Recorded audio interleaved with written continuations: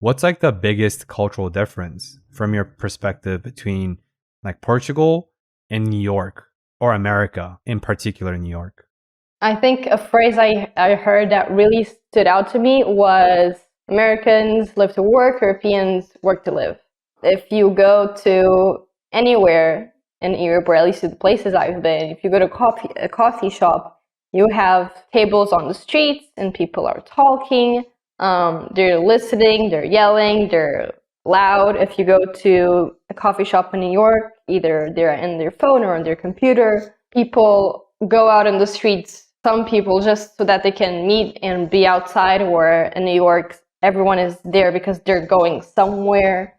So I think that mindset itself, the American dream of making a lot of money and enjoying your life, it's very interesting. I really like thinking about money and talking about money. And something I noticed is in Portugal, we don't have, I would say a majority of people don't have ACs in their houses, which doesn't mean it's not cold or hot, we just don't have it.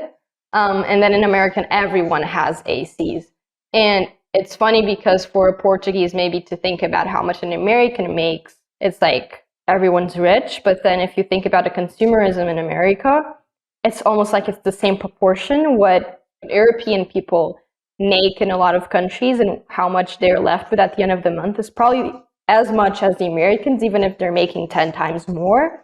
There's such a bigger habit of consuming things and buying things and testing things, while here it's not like that. And I think maybe that's why people aren't making as much money. This might be a controversial topic, is because we don't have the culture of buying so many things, so we don't feel the necessity of getting so much more.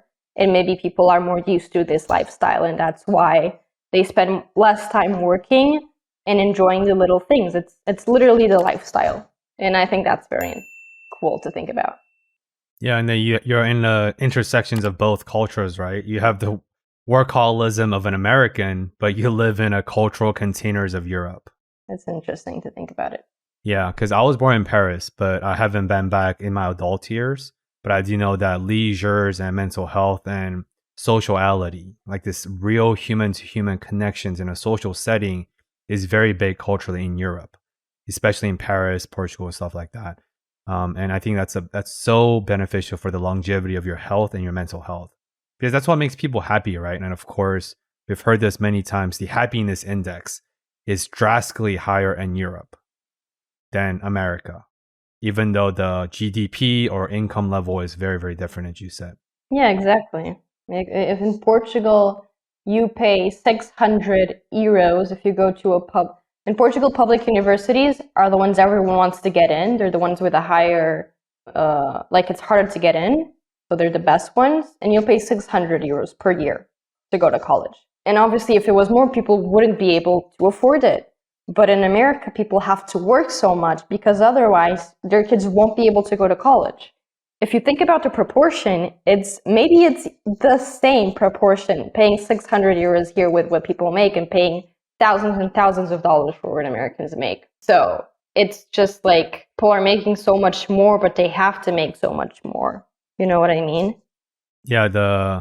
Yeah, tuition in Portugal, you say it's like 600 euros for a year. And in most colleges in the US, it's like $60,000. So that's 10 times the difference between the cost or the expenditure. But sure, Americans make air quotes 10 times more money, but it's all about living quality or quality of living, right? But what do we know? I mean, I'm a former policymaker, but we're not culture experts. We're just talking about Maia's experience, of course.